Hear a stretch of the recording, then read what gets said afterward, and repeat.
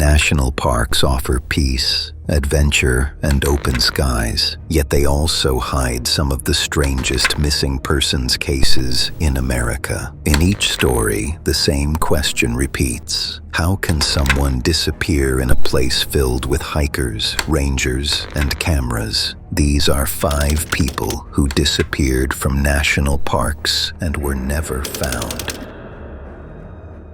Story 1. The Great Smoky Mountains are known for their mist, their beauty, and their secrets. But in June 1969, one of the strangest disappearances in U.S. national park history unfolded here. So baffling that even Green Berets, FBI agents, and expert trackers couldn't solve it. A family trip, a harmless game, and a 6-year-old boy who vanished in seconds, without a sound, without a trace, and without a single clue left behind. This is the disappearance of Dennis Martin. On June 14th, 1969, the Martin family traveled from Knoxville to the Great Smoky Mountains National Park. Dennis was 6, quiet, curious, and excited to camp with his father, his older brother, and his grandfather. The group hiked to Spence Field, a grassy highland near the Appalachian Trail, a place where families rested, laughed, and took in the wide, open view. That afternoon, Dennis and a few other children planned a simple prank. They were going to split up, hide in bushes on opposite sides of the clearing, and jump out to surprise the adults. Dennis ran only a few steps behind a line of shrubs. The other boys hid on the far side. Moments later, the kids leapt out, shouting and laughing, all except Dennis. At first, William, Dennis's father, expected him to pop out late, smiling, but there was no sign of him, no movement in the brush, no rustling, no reply. Within minutes, William sprinted down the trail, nearly 2 miles, calling his son's name, but the woods stayed silent. By evening, the search was underway. Rangers, hikers, and dozens of volunteers combed the field and nearby trails. Then came the storm. Heavy rain poured down, cold and punishing, washing away footprints and scent trails. Temperatures dropped, visibility collapsed. Over the next few days, the search grew into one of the largest in national park history. More than 1,000 trained searchers, park rangers, wildlife experts, helicopters, bloodhounds, even teams of Green Berets joined the effort. Yet no clothing, no footprints, no scraps of fabric, nothing belonging to Dennis was ever found. The terrain around Spence Field is rugged, but not impossible for a child. Searchers covered miles of ridgelines, creeks, and ravines. They examined tree roots, boulder fields, and dense undergrowth, but the forest gave back nothing. Then came something unsettling. A family hiking nearby reported hearing a terrifying scream coming from the woods shortly after Dennis vanished. Around the same time, they noticed what they described as a rough-looking figure moving quickly through the trees. They couldn't tell who or what they saw, but the timing was uncanny. The scream, the movement, and Dennis disappearing, all within minutes. Despite this sighting, investigators never found evidence proving a connection. Weeks passed, then months. After exhausting every lead, the official search was suspended, but the Martin family never stopped looking. The most accepted explanation is that Dennis became lost and eventually succumbed to the elements. But this theory has one serious problem. Despite decades of hikers, storms, fires, and new searches, not a single trace of Dennis has surfaced in more than 50 years. Some have suggested a wild animal, but there were no drag marks, no torn clothing, no blood, no sign of a struggle, nothing that matched an animal attack. Others quietly point to the possibility of an abduction. Supporters of this theory say it could explain the complete absence of physical evidence. Still, investigators stress they found no proof of foul play. Another theory suggests Dennis may have fallen into a hidden pit or underground channel, features the Smokies are known for, but would searchers really have missed every sign? Today, the disappearance of Dennis Martin Melton remains one of America's most perplexing missing child cases. A boy who vanished in seconds, a search unlike anything before or since,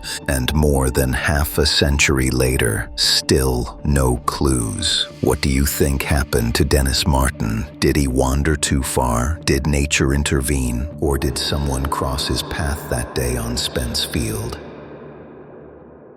Story 2. She was just 14 years old, standing on a ridge inside one of the busiest national parks in America. Moments earlier, Stacy and Arras had been laughing with her father and their tour group at a scenic overlook. Moments later, she stepped less than 100 yards away, still in view of their campsite, and vanished without a sound. No calls for help, no signs of distress, no trace. Despite one of the largest search operations in Yosemite's history, Stacy Arras was never found. This is one of the strangest disappearances ever recorded inside a U.S. national park. Stacy Ann Arras was born in 1966, a bright, energetic teenager from Saratoga, California. She loved photography, horses, and spending time outdoors. Friends described her as responsible, sociable, and mature for her age, the kind of girl who followed rules and rarely took risks. In July 1981, she joined her father on a guided horseback trip through Yosemite National Park. It was supposed to be a calm summer adventure, a few days of fresh air and mountain views. No one imagined it would end in a mystery that still has no answers. On July 17th, Stacy, her father, and their tour group arrived at Sunrise High Sierra Camp, a remote campsite only reachable by horse or long hiking trails. After the group settled in, Stacy asked her father if she could take photos of a nearby lake. She wouldn't be alone. An older member of the group, Gerald Stewart, agreed to walk with her. The two headed down a small hill, fully visible from the camp. Gerald eventually sat to rest, while Stacy said she wanted to step just a little farther, only a few steps, to get a better photo. She walked past a small cluster of trees, and then she disappeared. Gerald called out to her. No response. Thinking she had slipped or gone behind a rock, he returned to camp immediately and reported it. Rangers launched a search within hours. By the next day, it became massive. More than 100 people, helicopters, search dogs, horses, trackers, and ground teams scoured the area for 9 straight days. The terrain was checked inch by inch. Air teams scanned from above. Dog teams swept the lakeshore and rocky ridgelines. They found one possible footprint, fresh, small, and similar to her boot size, but it led nowhere. There were no belongings left behind, no clear tracks, no signs of a fall or wildlife encounter. Nothing.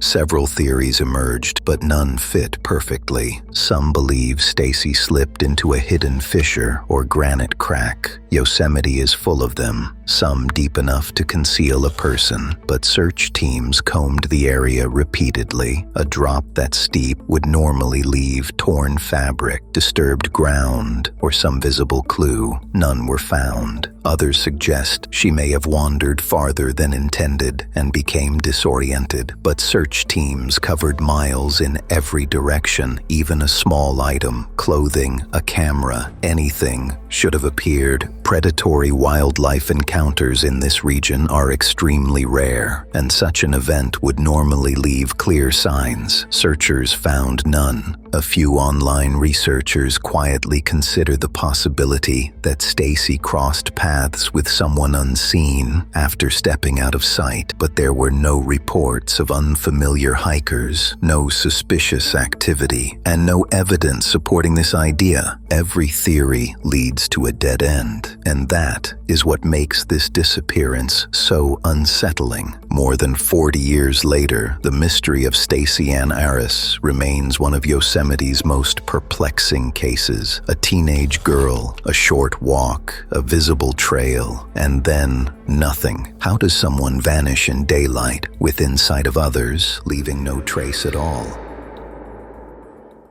Story 3. She walked a trail she knew better than anyone, a familiar path, a clear afternoon, and two close friends just steps behind her. But as Thelma Pauline, Polly Melton, rounded a gentle bend on the Deep Creek Trail inside the Great Smoky Mountains, she simply disappeared. No sound, no distress, no sign of struggle. One moment she was there, moving confidently along the trail, and the next, she was gone. More than 4 decades later, her disappearance remains one of the most baffling mysteries in national park history. Polly Melton was 58 years old when she vanished in 1981. She lived in Jacksonville, Florida, with her husband, Robert. Friends described her as warm, compassionate, deeply religious, and active for her age. She enjoyed the outdoors, loved the Smoky Mountains, and visited the Deep Creek campground every summer for nearly 20 years. She knew these trails, every bend, every slope, every landmark. Yes, she had high blood pressure. Yes, she had moments of emotional stress, but she was still physically capable and often hiked several miles without difficulty. Her friends and family never saw her as someone who would simply walk away or suddenly vanish. On September 25th, 1981, Polly and two close friends set out for a casual late afternoon walk on the Deep Creek Trail near Bryson City, North Carolina. The weather was calm, visibility was perfect, and the trail itself was gentle, one of the easiest in the park. Polly walked with her usual energy,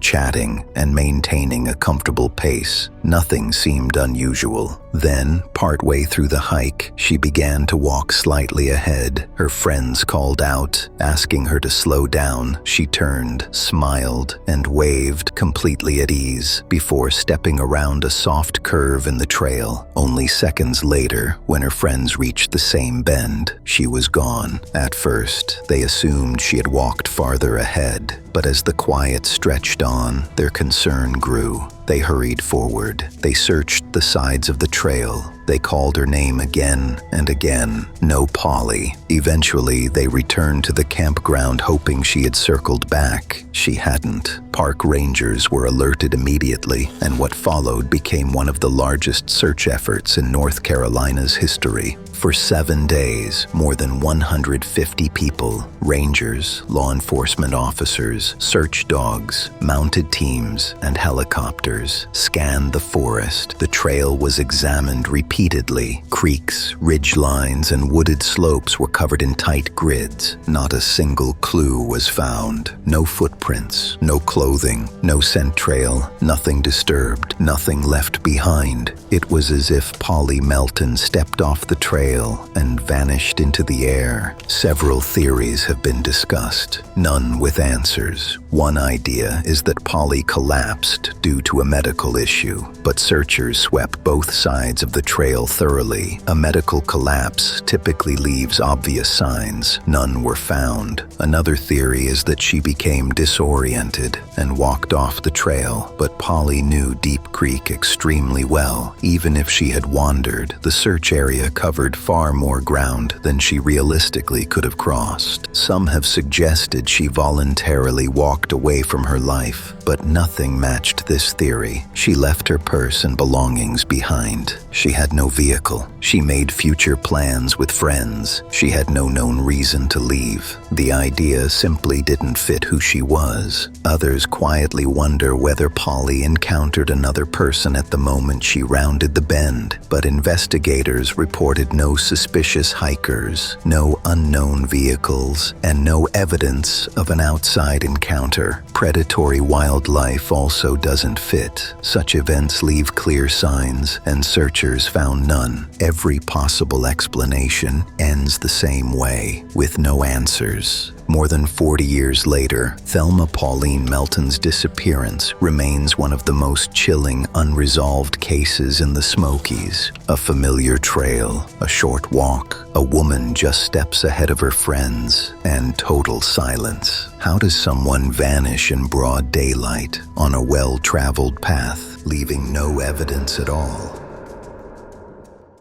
Story 4. She wanted one last adventure before returning home. A peaceful solo trek through Nepal's Langtang region, one of the most popular and well-traveled routes in the Himalayas. But somewhere along that winding path, somewhere between the villages, the guest houses, and the forested river valley, 23-year-old Aubrey Sacco vanished. No witnesses, no confirmed sightings, no trace. More than a decade later, her disappearance remains one of Nepal's most enduring mysteries. Aubrey Caroline Sacco, born in 1987, grew up in Greeley, Colorado. She was active, artistic, and deeply spiritual. She practiced yoga, loved nature, and was known for her gentle, thoughtful personality. After graduating from the University of Colorado Boulder, she set off for several months of travel across Asia, India, Sri Lanka, and finally Nepal. She stayed in frequent contact with her family. She journaled, took photos constantly, and wasn't the type to take careless risks. And she already had experience completing long-distance hikes alone. Her final destination was Nepal's famous Langtang National Park. On April 20th, 2010, Aubrey boarded a bus to Berets, the starting point of the Langtang trek. Her plan was simple: follow the standard, heavily traveled route to Langtang village. This was not a remote expedition. The path was lined with guest houses, busy with trekkers, and considered one of the safest trails for solo travelers. Aubrey sent upbeat messages home. She was excited. She felt good. She was ready. Along the trail, lodge owners later recalled seeing her, friendly, relaxed, and moving at a steady pace. She stayed in multiple guest houses and made a positive impression everywhere she stopped. On April 22nd, she reportedly reached the Thelma Hotel area, a well-known checkpoint on the route. She told a lodge owner she planned to continue toward Langtang village the next morning. That was the last confirmed interaction anyone had with her. When Aubrey failed to check in later that week, her parents grew concerned. They contacted U.S. authorities and Nepalese officials immediately. Her father, Paul Sacco, flew to Nepal and began searching the region himself. For months, he retraced every possible step. Helicopters scanned cliffs, ravines, and dense forest. Trekking guides swept the trail in both directions. Villagers were interviewed repeatedly. Maps were redrawn and rechecked, but not one piece of clothing, not one scrap from her backpack, not one journal page,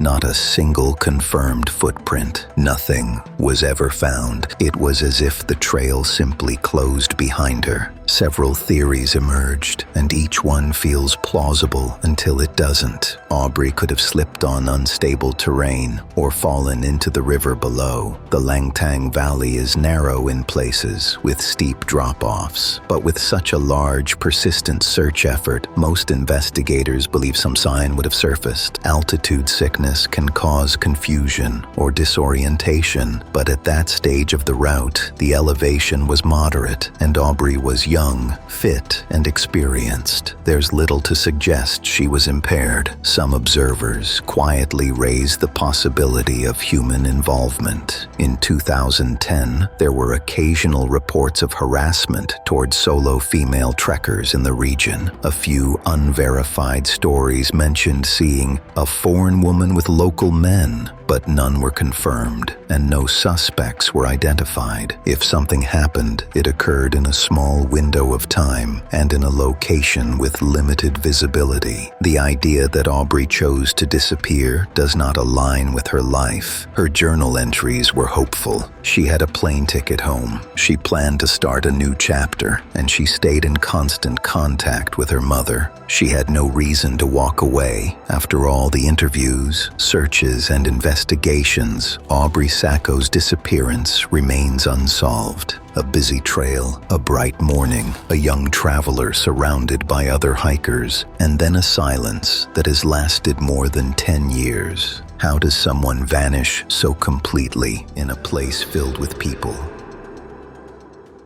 Story 5. She was an experienced solo hiker. She knew the trail, she knew the mountain, and she had completed this route before. But on a clear August afternoon in Washington state, 28-year-old Samantha Sam Sayers vanished somewhere near Vesper Peak. Her backpack was found. Her car was found. But Sam, never again. This is the disappearance of Samantha Sayers. Samantha Ann Sayers, born August 13th, 1990, grew up in Everett, Washington. She was creative, athletic, close to her family, and known for her warm, playful personality. She worked as a nanny, loved the outdoors, and documented her hiking adventures online. She loved the mountains. She loved hiking alone, and she knew the rugged backcountry of Snohomish County extremely well. Sam was also in a committed relationship with her boyfriend, Kevin Dares, who would later spearhead one of the most persistent independent searches in Washington state history. She planned her hikes, shared her routes, and wasn't known for impulsive decisions. August 1st, 2018, 8 a.m., Sam told Kevin she was heading to Vesper Peak for a solo day hike, a route she had already completed. She drove her silver Volkswagen to the Sunrise Mine trailhead and began her ascent. Midday, several hikers later reported seeing Sam near the summit ridge. She appeared relaxed, moving confidently, with nothing indicating distress or danger. 3 p.m. to 6 p.m. Kevin expected Sam to return home by early evening. When messages went unanswered, he drove to the trailhead. Her car was still parked, the sun was going down, and Sam was nowhere in sight. Kevin immediately contacted authorities. What followed became one of the largest search operations in Pacific Northwest history. Search and rescue teams, volunteers, dog units, drones, helicopters, and expert mountaineers covered the area for weeks. High-angle rescue teams rappelled cliffs. Air crews scanned ravines with infrared cameras. Ground teams swept drainages, boulder fields, and steep chutes. Kevin stayed at the trailhead for months, coordinating volunteers and working closely with experienced climbers. Despite this enormous effort, no trace of Sam was found. No clothing, no equipment, no confirmed footprints. Only one item surfaced early on: a seat cushion Sam often carried, but it was discovered near the trail, not in a remote or dangerous area, leaving investigators uncertain whether it offered any real clue. Several theories have been proposed, but none offer clear answers. 1. A fall into hidden terrain. Vesper Peak is steep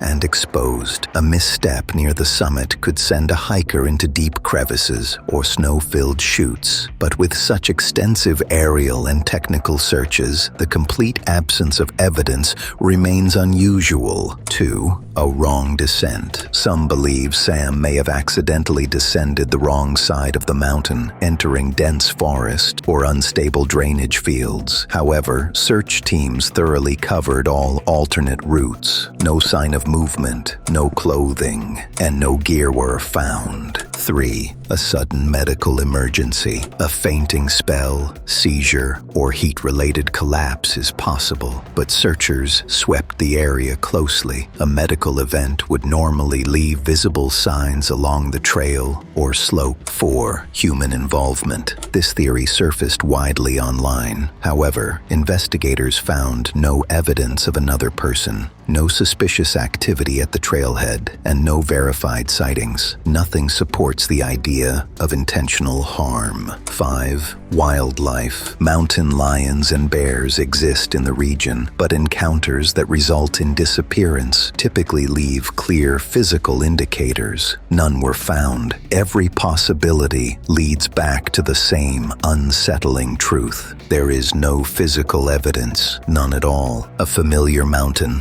an experienced hiker who had done this route before, and a massive coordinated coordinated rescue operation that should have found something, but Samantha Sayers left behind only questions and a mystery that continues to haunt the Pacific Northwest. How does someone vanish so completely on a trail used by dozens of hikers?